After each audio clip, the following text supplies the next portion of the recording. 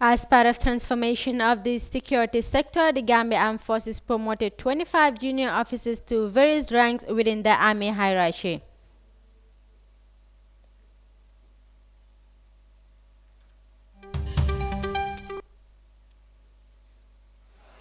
The African Union Commission has strongly condemned an airstrike that struck a detention center in Libya, killing more than 40 migrants.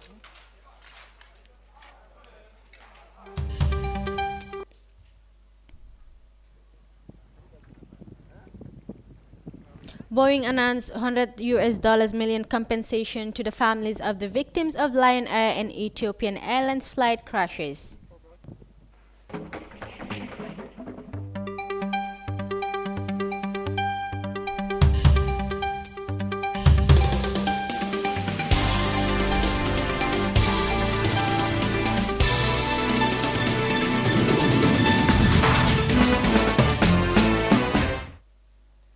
Hello viewers, you're watching the World Today News Bulletin. I am Fatmata Jajo. We now take a look at our first story. The Gambia Armed Forces has added a tap on the back of junior officers in a recognition of their diligent services to the security of the state. The promotion of 25 gunmen is coming in the wake of ongoing security reforms in the country. The army chief refers to the promotion of his men as a sign of military advancement in a country whose security rests jointly on ECOWAS sub-regional forces. Amadou Kante has more.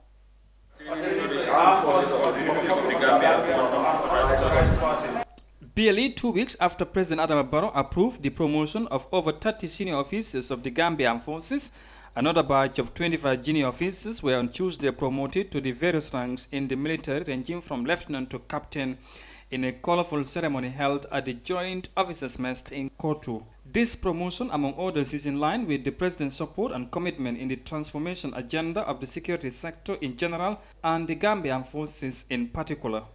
Presiding over the decoration, the Chief of Defense Staff of the Gambian forces, General Masane Nkinte, said the officers decorated have differentiated themselves by successfully going through a professional process that was initiated by his office.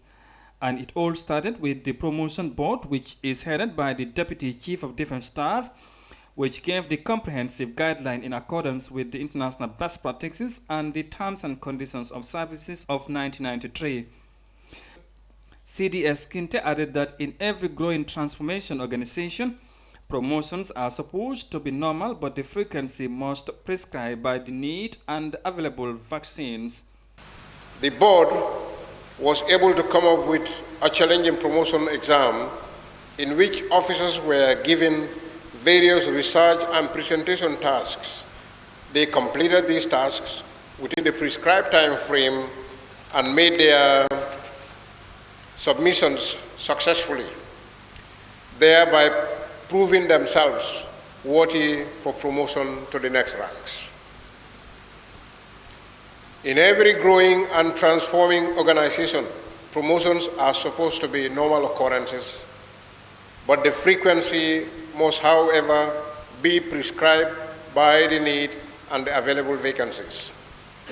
Let me also hasten to add that promotions in the armed forces are not just routine exercise, but a deliberate effort on the part of the leadership to ensure that officers to be promoted must have gone through a standard process coupled with meritorious service and recognized and rewarded accordingly.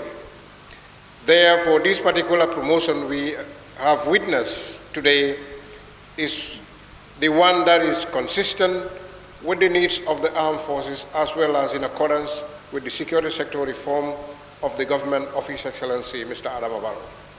The Gambian forces both further pointed out that there is a need for effective leadership at all levels of command, and it's duty and responsibility of the officers' corps to provide decisive leadership of the armed forces. Hence, promotion cannot be business as usual.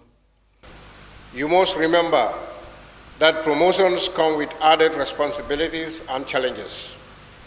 Hence, you need to be reminded as officers to maintain the highest standard of discipline, loyalty, and commitment to national duties at all times. You will no doubt come across greater challenges that are synonymous or equivalent to your new roles and responsibilities. However, you need not quit or fear these challenges, but rather face them with the right attitude and the frame of mind, and God willing, we'll all join hands to see you through. While you feel happy on your promotions, I will therefore admonish you as beneficiaries to uphold the principles of unconditional loyalty to the government and people as you have subscribed to in your oaths. Your duties must and always be performed on the basis of sincerity, bearing in mind that the Almighty God sees you where your commanders would not. Working environment needs to be defined by principle of fair play and equity, otherwise animosity would replace harmony, leading to entropy and retrogression in our development journey.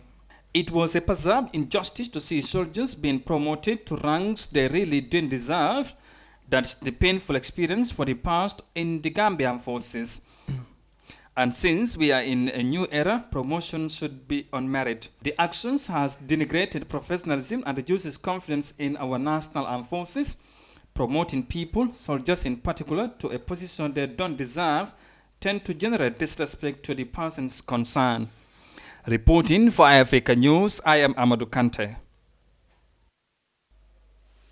Still, the same evening, journalists engaged Chief of Defense Staff on the state of security at his corridors following the recent arrest on 6 soldiers. It suggested that a few others may have abandoned their duties and fled the country. His reaction shows he was not expected such a question. The CDS, however, gave a pure military response in short and precise manner, according to many. Let's take a look at that. Designed for them, and all of them, managed to do well on those exams, and that is the process of transformation in the armed forces. Away from that, we saw the arrest of 6 soldiers recently. You want to comment on that? Why were they arrested? Why did you ask that question? Yeah, because we saw them arrested and rumors are going. As the CDS, we wanted to clarify why were they arrested. You want to know why they are arrested? Yes. Okay. I think the PRO addressed that issue. Have you spoken to the PRO?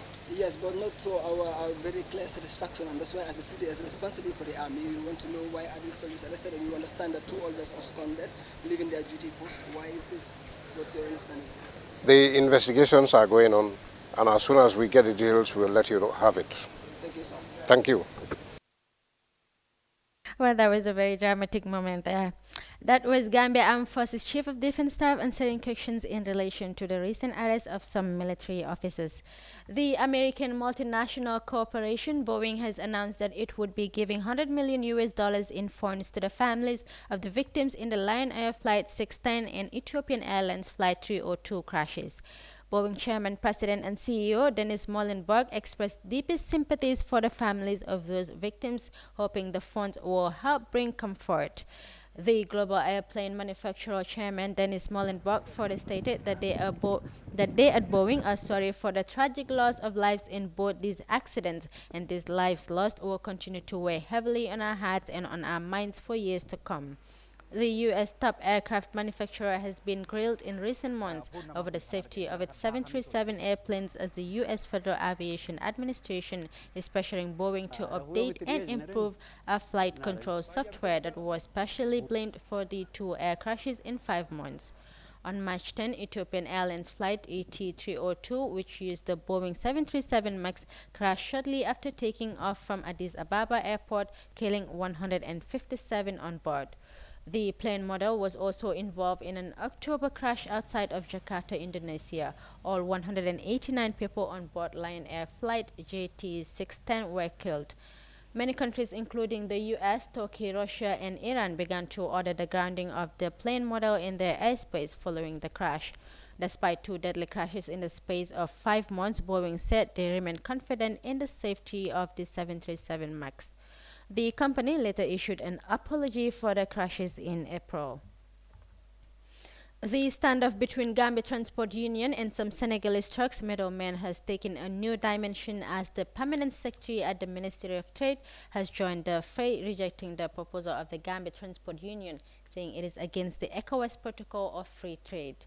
This latest development angered the National Transport Union, who threatened to do anything to make sure their stand remains. Amadou Kante gives us more. The Gambia Transport Union has reaffirmed its stand on their call for the trucks to join queuing system at the ports during their loadings, following the permanent secretary's statement of distancing itself from the union's claim. The union recently revealed in a press briefing that they had discussed with all relevant authorities, including the permanent secretary at the Ministry of Trade, and have agreed for the trucks at the ports to join the queue for the loadings of goods, while truck owners can load their own goods without joining the queue. Some of the truck drivers and middlemen known as locataires from Senegal disapprove of this decision and decided to pull out their trucks from the country, saying they would not accept these regulations as they are formulated by few individuals and it's not a law.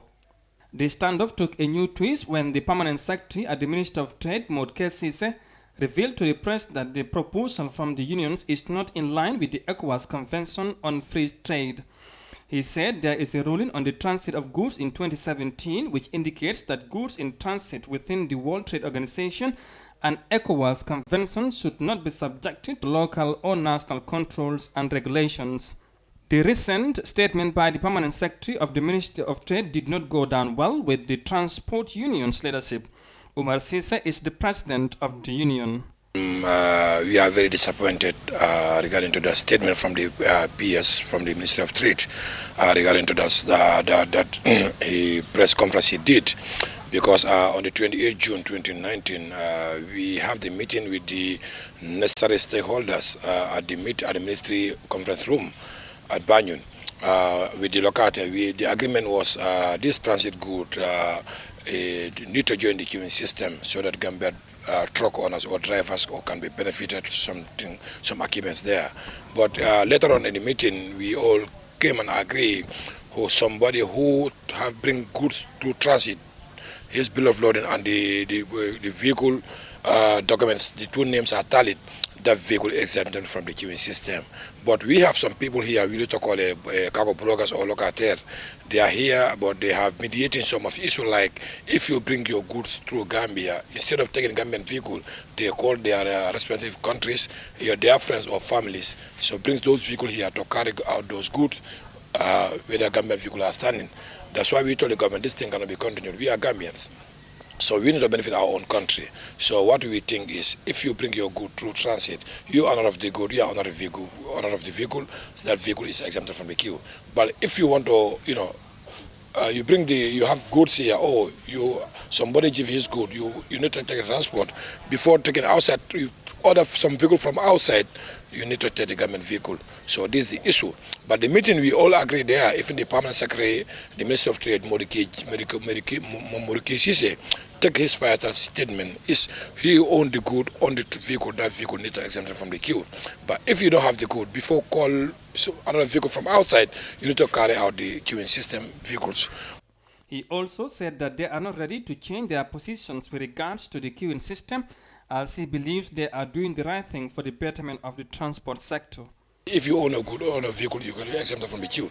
But our stand is, if government want to change that decision, we are not going to accept it, as far as the union is concerned. Because we understand the government is our government. The ministry is our ministry.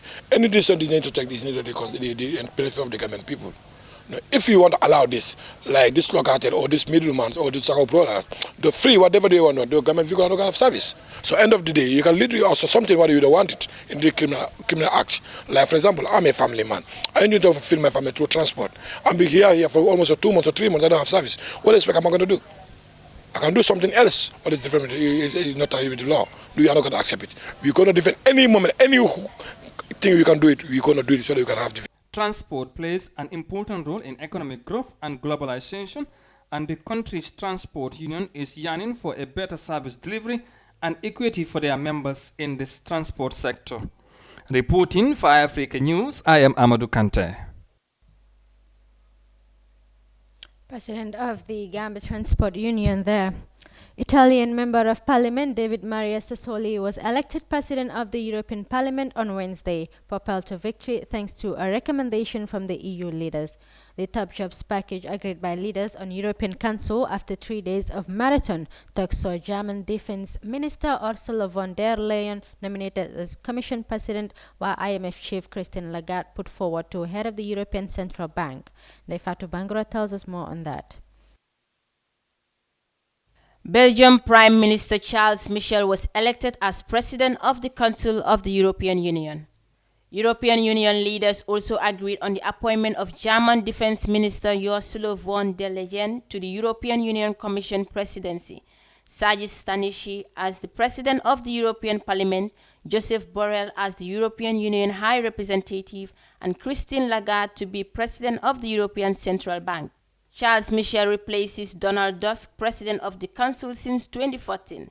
It's a great honor for me to be elected as President of the EU Council.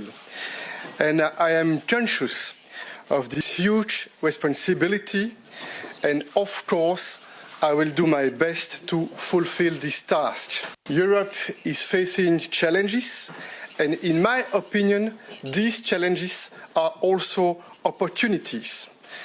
It will be crucial for me to work closely with the other institutions, the Commission, and also the European Parliament.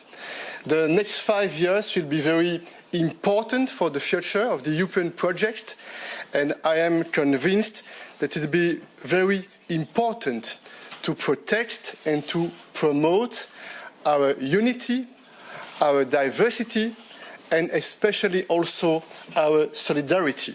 Meanwhile, Italian Member of the Parliament David Maria Sassoli was elected President of the European Parliament, propelled to victory thanks to a recommendation from EU leaders to put a socialist at the helm of the legislature.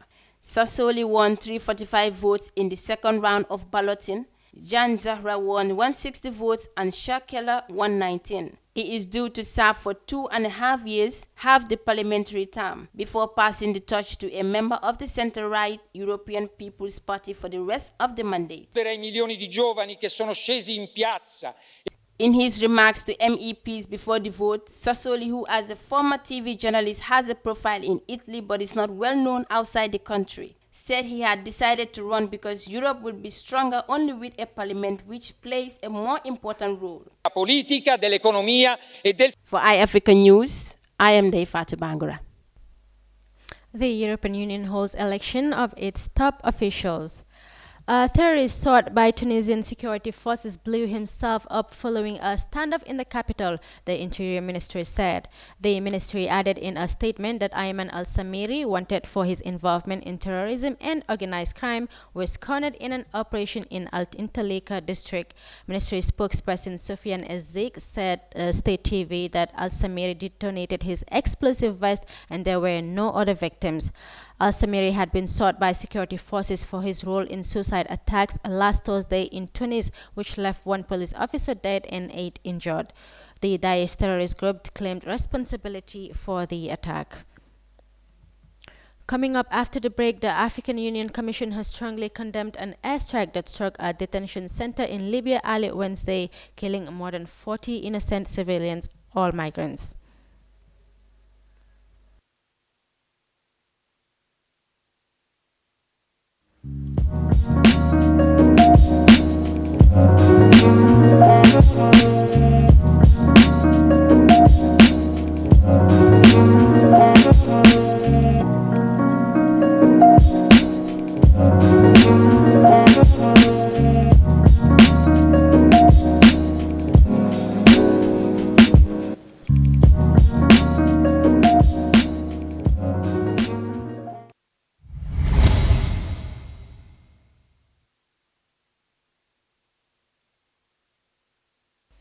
Welcome back. We remind you that you're watching the World Today News Bulletin. Let's now take a look at the remaining stories. The African Union Commission has strongly condemned an airstrike that struck a detention center in Libya, killing more than 40 innocent civilians, all migrants. At least 80 migrants were also reportedly wounded in the attack in an eastern suburb of the capital, Tripoli. African Union Commission Chair Musa Faki Mohammed demanded an independent investigation be conducted to ensure that those responsible for this horrific crime of innocent civilians be brought to account, the AU said in a press statement on Wednesday. Musa Faki also implored the international community to make urgent humanitarian efforts to protect vulnerable migrants and to redouble efforts to urge all parties to cease hostilities immediately and return to the negotiation table. Libya's UN-recognized government of national accord has accused forces loyal to East Libya-based military commander Khalifa Haftar of being responsible for the attack, which he denies. Libya has remained beset by turmoil since 2011 when an uprising led to the ouster and death of long-serving President Muammar Gaddafi. The UN Special Rapporteur for Extrajudicial Killings has called for a moratorium on selling surveillance technology to Saudi Arabia over the murder of journalist Jamal Khashoggi. The call from UN investigator Agnes Callamard comes after last month's release of her report on Khashoggi's death. She was speaking at a panel hosted by the Brookings Institution, a Washington-based think tank, on Wednesday. Khashoggi was killed and dismembered by a group of Saudi operatives shortly after he entered the country's consulate in Istanbul on October 2nd last year. Let's take a look. The killing of Mr. Khashoggi and the inquiry I have pursued, but I felt it was still important to highlight a few dimensions of it.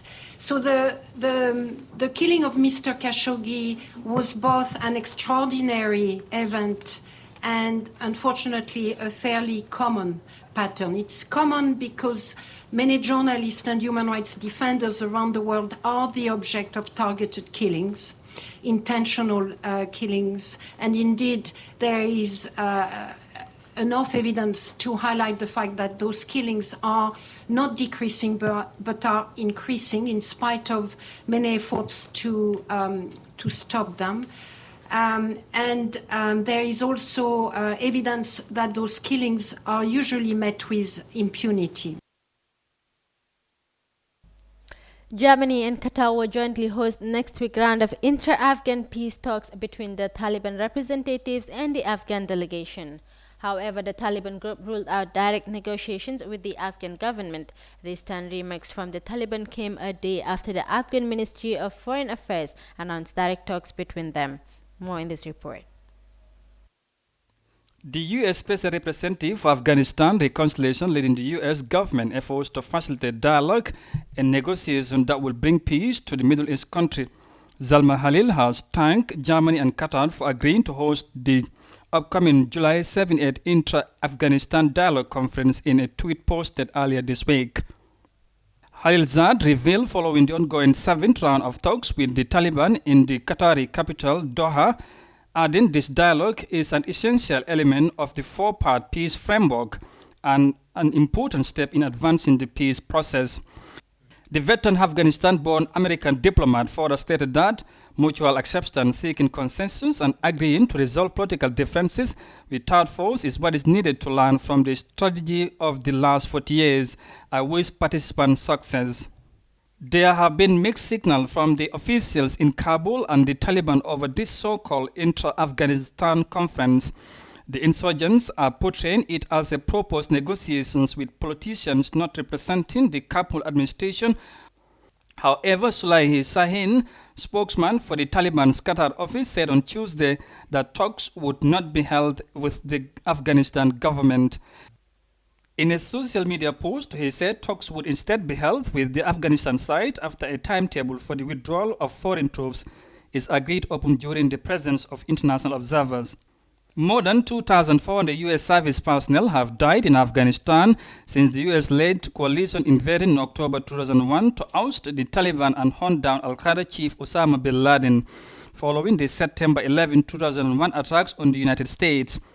The United States, Russia, and China have agreed on the goal of withdrawing foreign forces from Afghanistan and to seek an inclusive Afghan-led peace process. Peace talks currently going on in Afghanistan, hosted by Germany and Qatar. Well, viewers, that's all we have for you on the World Today News Bulletin. For more on these and other stories, kindly log on to our website, iAfrica.tv. I am Fatma Tajajo. Bye for now. Stay tuned for our Good Morning Africa show.